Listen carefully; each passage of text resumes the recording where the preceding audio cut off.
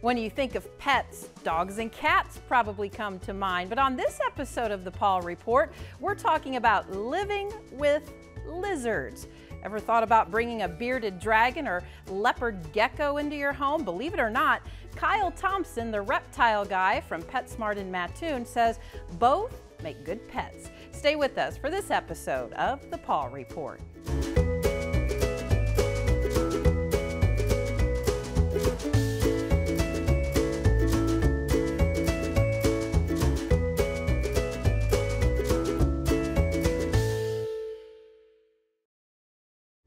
Production for the Paw Report is made possible by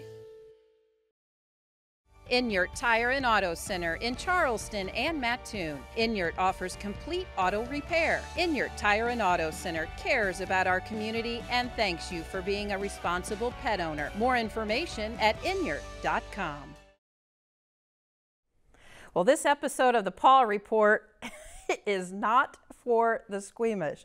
We're talking about, well, lizards are pets too, and Kyle Thompson, the reptile guy from PetSmart in Mattoon, is joining us with a couple of his two friends, Drogo, the big guy, the iguana, and Francesca, the little bearded dragon that's climbing up his arm. So Kyle, thank you so much for joining us. I must tell everyone out there, Kyle wanted me to hold one of these, and I said, Kyle, I'm not going to be able to ask questions and focus if I have either two of these little guys on me. So thank you for bringing them, and I'm real excited to talk about lizards as pets too, being part of the family. So thank you for joining us. Now, Drogo here is an iguana. How big is he? If I had to estimate, he's about 3.5, possibly 4 feet. And how old is he? About 5 or 6 years old now. And little Francesca there? I want to say she's about 6 or 7. And that's as big as she's probably going to get at this stage of the game. We'll talk more about that a little bit later in the interview. But first, before a person even decides, you know, if they're deciding to bring a pet into their home, before they even decide to get a reptile, what should they consider before making the commitment? You definitely want to do your research on them.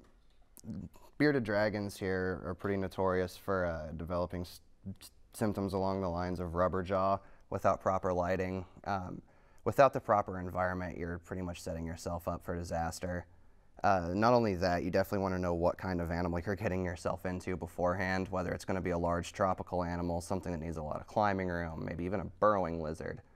But it's all key points to know about setting up an environment for them. So it's about doing some research, and there are probably a lot of different varieties of lizards or reptiles out there that you can investigate. Absolutely.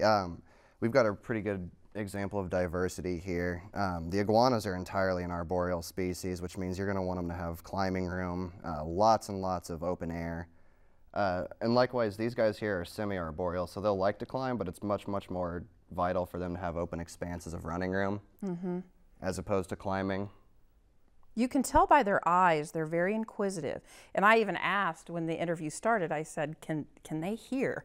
And you said, absolutely. So they have senses. They're very keen on what's going on in the room here. They've got highly developed senses. The iguana here has what's called a pineal eye above him. There's a little indentation on the top of his skull that is essentially the leftover remnants of a third eye. That being said, it actually doesn't see. It's more of a light aperture. Same with the bearded dragon, or no? Nope, the beardies don't have that. But she's keen. She's looking around at all the cameras and all the movement going on in here. Now, there are several species, as we just mentioned, of lizards that can make good pets. Name some of the species, especially the ones that might be good for the beginner. Somebody like me, I have dogs. I'm not a reptile gal, but what could you suggest for those just starting out? For those starting out, you want something that's not as high octane as maybe Drogo here. Something like a leopard gecko or even crested geckos make excellent starting points. Typically, they've got a pretty docile attitude, not too in-depth care requirements. Both are nocturnal species. So that really helps out with your specialized lighting and stuff like that. Bearded dragons don't make a bad start either. They're really, really placid animals, really, really agreeable.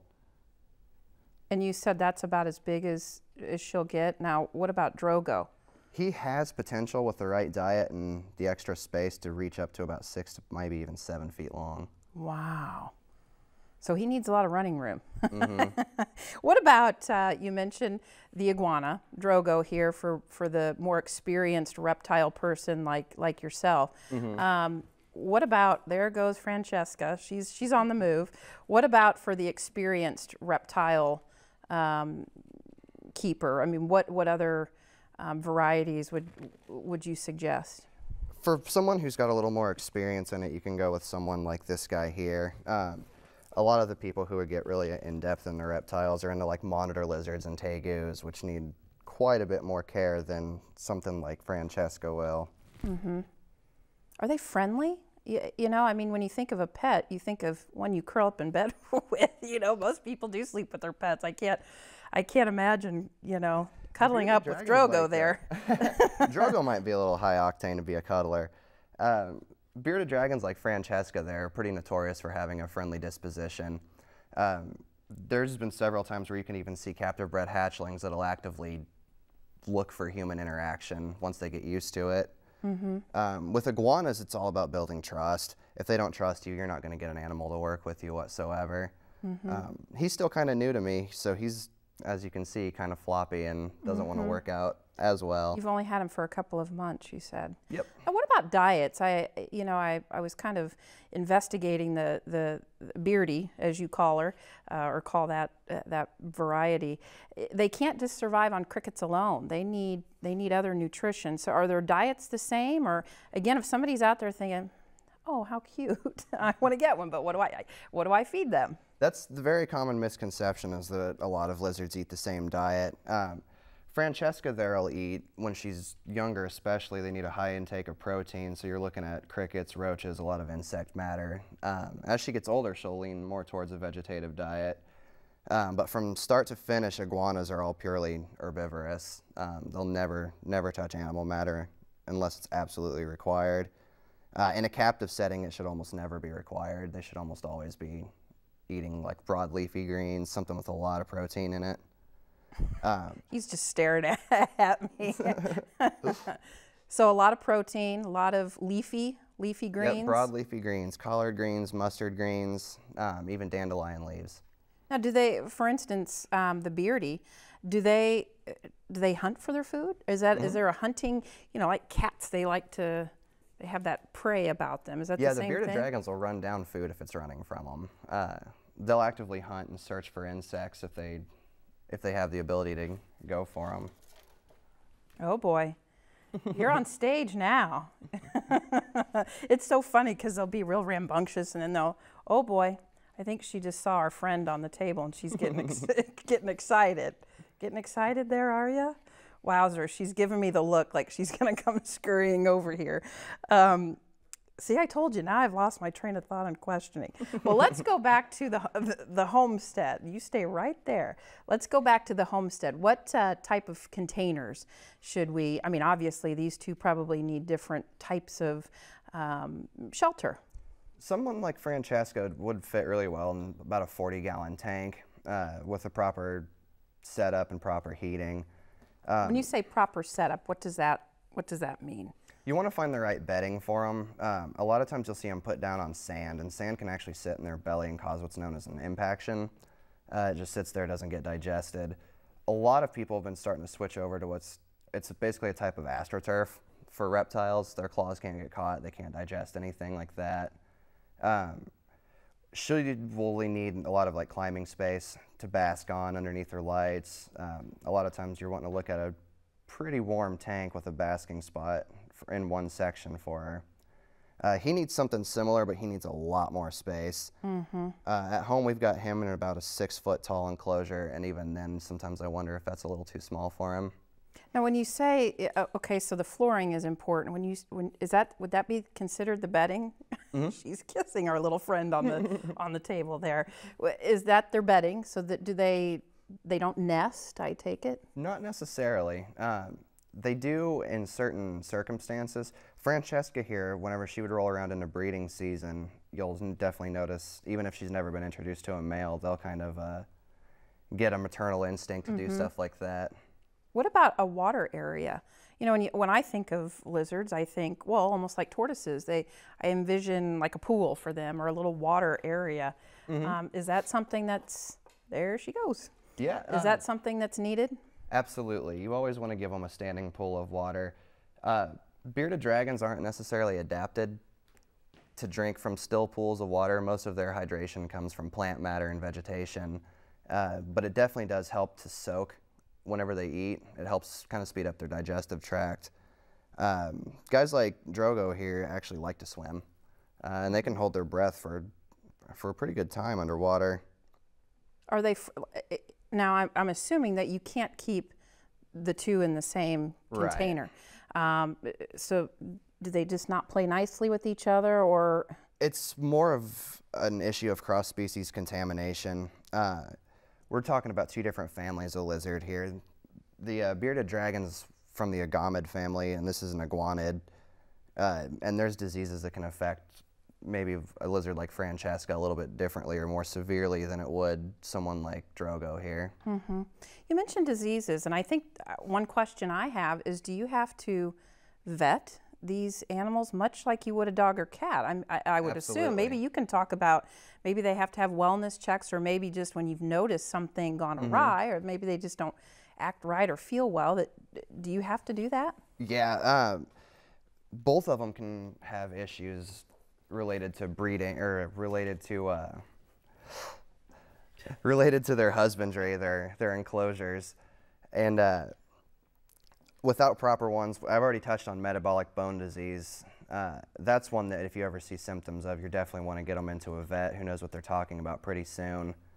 What is that? When you say that bone disease, what do you notice? Their bones become pretty brittle. You can see what's called rubber jaw, where the jaw doesn't always fully close and it looks like it's actually made of rubber. That's from poor nutrition, poor lighting, poor enclosures.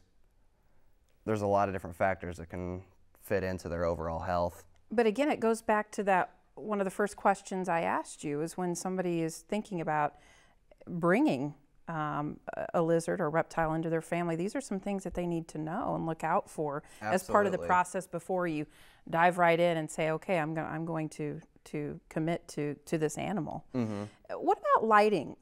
You mentioned that, you know, some of the enclosures, the tanks, their habitat area does require lighting. Is it the same? Is it different? Is it all day? Is it all night? It's similar, but there are some slight differences. Tropical animals typically use a UVB rating of about 5.0, as opposed to the desert animals have about a 10.0 in their UVB rating. And really it makes sense when you look at where they come from. The bearded dragons are an Australian species, and we're typically dealing with this, the central. They're in open expanses of land, lots of dry, rocky area where the sun beats down on them all day. The 5.0 makes sense for these guys here because they're dealing with the tropical, so you're dealing with a lot of sunlight filtered out by the canopy of the forest that they live in. They do like similar heat. This Drogo actually seems to like actually about 110 degrees is when he seems happiest. Francesca, I'm going to assume, is right around 92 to 95 in her peak of happiness. Can you, may sound like a strange question, but can you train a lizard? And what species, like the Chinese water dragon, I understand is trainable. And in fact, when I was reading about them, you can even leash train them. You can put a harness and walk them like a dog. But you said that they can hear. They have very good eyesight, or they have very good hearing and very good eyesight. So can you work with them and train? Iguanas are really observational. What you can do with them is they'll learn words based on stimuli. I've had them before where you can actually tell them to go to the water and they'll get into a bathtub full of water. And how do you go about that? Do you just, is it repetition? I was just going to say, do you just go to the water and then show them the water or put them in the water, or what do you do? They've got a natural inclination towards water. So once you kind of talk to them and they get to know your voice and trust you, they pick up pretty quick on what you want them to do. As a matter of fact, we've actually got him now to where you can go feed him and he'll usually lay down next to his food bowl waiting for it. He won't try to climb out anymore. Sometimes he'll go lay down on the bottom shelf and wait for you to put his food in so he can climb up to get it. And that's not necessarily intentional training. It was just we'd always put him on the bottom shelf so we could feed him so he wouldn't be in the way, and now he's kind of learned it. Now, are they aggressive? You know, there are some breeds of dogs and cats that are a little bit more aggressive or rambunctious, or, you know, labs, you know, they don't settle down till they're about 3 years old. But, you know, if you, just like any animal, if you hit them, you know, not hit them, but, you know, like when kids play with animals, they get a little rambunctious. Are they aggressive, or could they bite? Bearded dragons have a natural disposition that leans towards pretty friendly. Iguanas, on the other hand, are a handful from the time they hatch to about his size now. You don't necessarily have to worry about too much biting with the iguanas. It's the tail. They can whip it and leave some pretty nasty welts or even cut open skin. And likewise, there's monitor lizards out there that are typically pretty aggressive unless they build a trust with the owner. And when you say aggressive, they may nip? They're Nip. fightly? Yep, they might nip, they might hiss, they might even just try to run away from you. And then you get into the whole cornered animal. A lot of times people don't give them the space that they'd like. They try to handle them a little too much or a little too early. You also mentioned their nails, which are long. Do they use those as a defense mechanism? They can. What the iguanas tend to do is they tend to swing their claws around all crazy when they get scared, which, as sharp as they are, I'm sure you can see, kind of cut me up a little bit. A lot of times you can actually trim arboreal species like the iguana's nails a little bit to help you out more so How than in the anything. world do you trim an iguana's nails? Very carefully. Probably takes more than one person, I would say.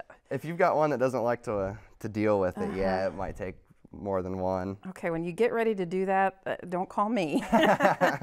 Duly noted. Yes. Well, you know, I think one thing that we might explain, and you said that you've got some stories to support this, is don't buy a lizard because it's cheap. Because sometimes those could be the lizards that give you the most problems. Absolutely. We're looking at the best example of it. A lot of pet shops will sell baby iguana hatchlings for right around $15, which looks like a great deal when you look at it, but considering that a full-grown iguana needs almost a small room to itself, you're looking at a lot of money for upkeep, building the enclosures. I mean, these guys can do okay in a glass tank up until a certain size, but they're definitely not going to be happy in a 90-gallon, 125, probably even a 250-gallon tank. They're not going to be happy. These guys in the wild have a vast expanses of territory that they call their own, and you just can't replicate that with an aquarium. Have you had some stories yourself from people that might have gone that route and just they've not been ready? Talk about some of those. Absolutely. I've taken in a couple monitor lizards that people got when they were nice 6-inch hatchlings, and they looked kind of cute and chubby then. And the monitor lizards you're looking at the same time, these were savanna monitors, so they were about a 5-foot lizard too. And I had these guys, I want to say back in about 2009, when the person who had them in a 55-gallon tank. There was 2 of them, and one was about 3 feet long, the other was going on 3.5, and they were about to break the tank they were in. Wow.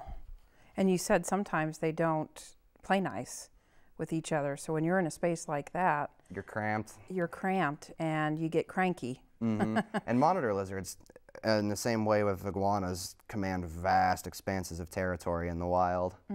What about their skin? You know, when you came in, again, they just, it's not that they're mean, and I think you've established that. They just have this look about them, like any minute they'll, you know, they'll just It's a primitive pounce. look. It is a primitive look, but talk about their skin. Do they change color, and what exactly does it feel like? A lot of lizards you'll see change color depending on the light that they're nearby. A lot of times they'll actually darken in natural sunlight as a means of absorbing as many of their A's as they can. And typically they're pretty leathery. I mean, you can feel this guy kind of feels like a worn old shoe.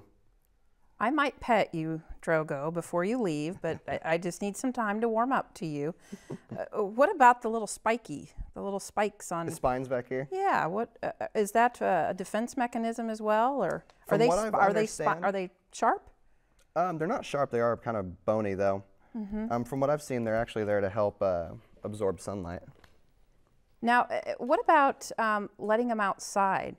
I mean, do you let them play outside if you have a fenced-in yard? Can you do that? Or I don't with him because he can climb faster than I can run. But a bearded dragon, I definitely wouldn't have a problem taking outside and letting him get some natural sunlight. Do you have leashes? Have you thought? I mean, is that something that you've ever done? I can't imagine. Can you imagine walking down the street and you've got an iguana on the leash? I've never had my own iguana on a leash. I've had my an uncle of mine had an iguana that had a big leash, and I used to take him out when I was a little guy, and I thought that was about the coolest thing I'd ever seen. So they're trainable, like we talked about earlier. You can. They're not as leash friendly as, say, like a dog or cat. Maybe they kind of have their own agenda. They'll poke around and look at things that amuse them. They don't necessarily walk slack leash like a dog would. We've talked about personality and different varieties. So once a person has done their research and they feel pretty confident on what they want to get, whether it's a bearded dragon or whether it's an iguana, once you decide what lizard to bring into your home, what are some essentials that a person out there watching would need to have to make this transition a smooth one? The first essential thing that I would ever say is the knowledge of what you're getting yourself into.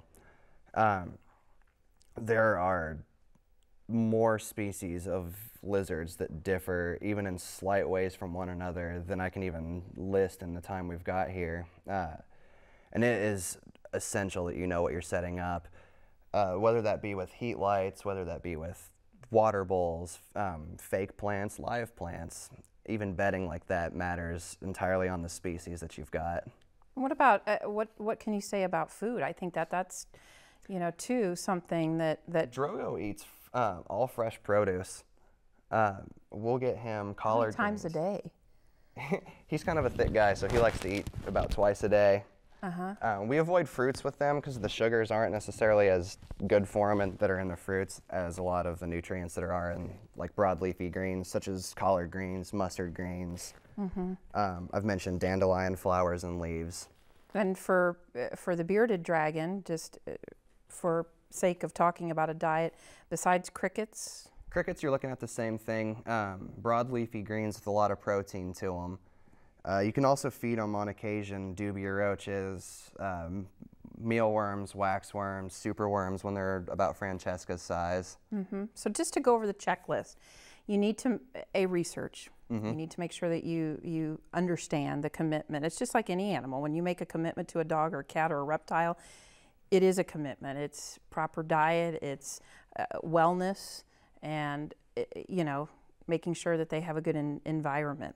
And then you talked about the containers, making sure that there's bedding, possible water, lighting, climbing structures. I would have to believe with their nails, that's kind of their tendency, that's what they want to do. Yep, if you actually look at the feet, they're equipped like grappling hooks for climbing. They are. They're very long and yeah, graspy, that they look like they can climb.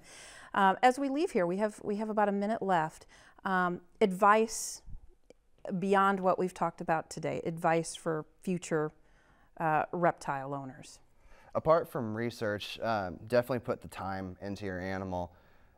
A lizard like Drogo here can actually give you a lot of problems if you're not consistent with your upkeep on them. Whether that be the handling or taming process, you just definitely want to make sure you're going to commit to the animal you've got. I can say the person who owned Drogo before I did a really good job of it, in that he's not nippy, he won't tail whip, he's only slightly uncomfortable with being held down for the sake of a show. But right, I think all the lights are, I think he's enticed by the lights. Well, Kyle, thank you so much for coming on today. And you know, Drogo, I may pet you yet, and Francesca, she's running around the studio here, but she is here, she's running around. I think Drogo's kind of giving her the look. So, and also, you know, anybody out there, you can also talk to Kyle if anybody has any questions, and you can share your knowledge with those out there maybe just starting out. So we appreciate you joining us on this edition of the Paw Report. Thanks, Kyle. Glad to be here. Thanks, Drogo. If you are a veterinarian, trainer, groomer, specialist, rescue organization, or shelter that would like to partner with the Paw Report by providing expert guests for the show, please contact us by emailing weiu@weiu.net or call 217-581-5956. If you have a topic you'd like to see on the show or questions for our experts, contact us with those too. Did you know full episodes of the Paw Report are on YouTube? They can be accessed at www.youtube.com/WEIUTV. Then just go to the Paw Report playlist and select the episode you want to see. More information about the show is available 24/7 on our website at WEIU.net under the Television tab. Have a video or photo of your pet doing something funny or absolutely adorable? We'd love to share it with our viewers here at the Paw Report. Email it to weiu@weiu.net and you can see it on our show. Just make sure it's video taken by you or that you have permission to share it. For more information about how to get that video or photo to us, email or call 217-581-5956. Production for the Paw Report is made possible by Inyart Tire and Auto Center in Charleston and Mattoon. Inyart offers complete auto repair. Inyart Tire and Auto Center cares about our community and thanks you for being a responsible pet owner. More information at inyart.com.